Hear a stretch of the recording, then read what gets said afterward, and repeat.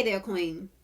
Can you relate to being in a place or a space and having someone come to yell or scream in your face? I mean, in your face. I can. I can recall sitting at my desk, my door is closed, and then all of a sudden it swings open. Here comes this administrator charging over to where I am, and I'm sitting down in the midst of a conversation, speaking to other people in the room, and then I had to stop to handle the situation with her. And why? Because she's mad, she's angry because I denied her request. And the request I denied was something that the supervisor, our supervisor at that time, had already said was prohibited, dysfunctional. And so as I saw the clips online of Jelena and Taylor after the match, I said again, dysfunctional. Because I see Jelena just out of order, just yelling and screaming at Taylor. And I said, that doesn't make any sense. And it reminded me of Noah Lyles and how he showed up with Kenny on the track for the U.S. men. And so today, let's talk how to handle dysfunctional people with grace, professionally and personally. Because dysfunctional people can show up anywhere. They can show up in a indoor setting, as in my case, where there are only a few people around, or they can show up in an outdoor setting where there are hundreds or thousands of people around, and people may even be watching on live TV, as in the case with Jelena and Taylor and Noah and Kenny. But there is still a way to handle them and do so with grace. So, first things first, recognize that they are operating with a lack of relational intelligence.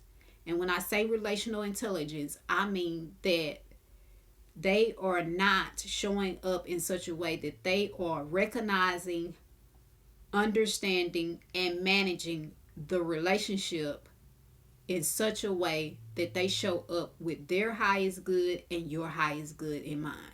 Because when you have relational intelligence, you are able to recognize, understand, and manage the relationships in your life, all of the dynamics of the relationships you have in your life in such a way that you serve yourself and others at the highest level. And when somebody is yelling and screaming at you, they are not serving you or themselves at the highest level.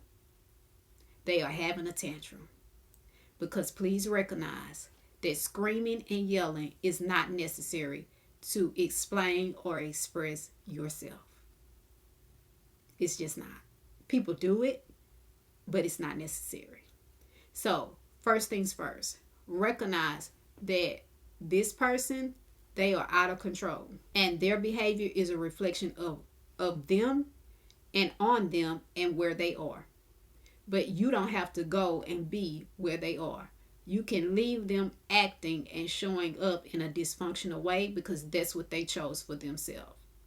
Because if you don't, and you find yourself taking on their energy and their frustration, you can find yourself showing up just like them. And then instead of one person being out of control and acting dysfunctional, you both will be out of control and acting dysfunctional. Secondly, remember the standards you have for yourself and that you can't control them. You cannot control other people. So what are the personal and professional standards that you have for you?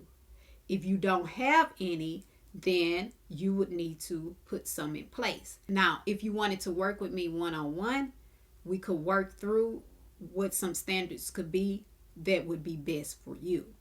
And I will put the link in the description below. Now, for everyone else, think through your code of conduct. How is it that you want to show up for you? It matters. And you get to choose.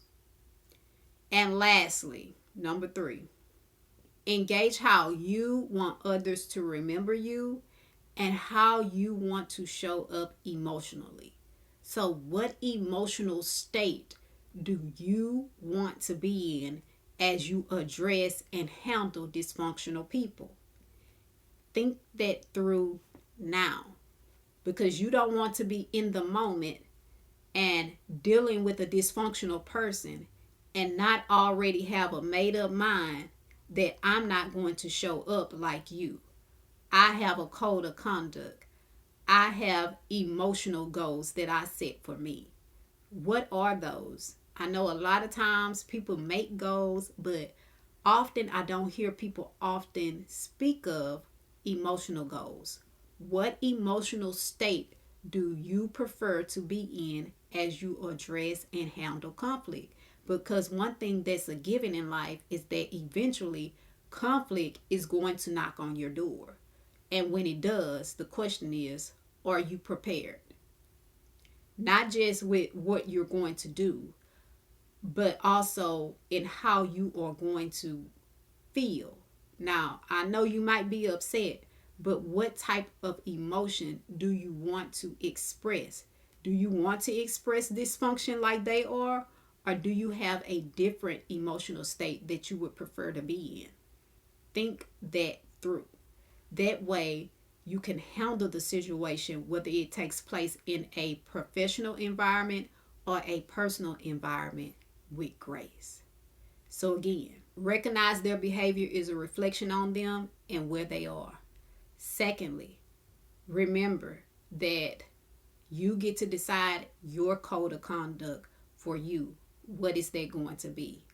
And lastly, determine what emotion you want to project and present as you engage in diffusing the situation. And I want to leave you with this thought. Recognize that when an adult comes to get in your face and your space intentionally to yell and scream at you, they are out of control. But you have the power to not let their tantrum control you. As always, I'm Coach Sam telling you that 24 hours doesn't seem long, but in 24 hours, you can change your life. So go ahead and do something life-changing now.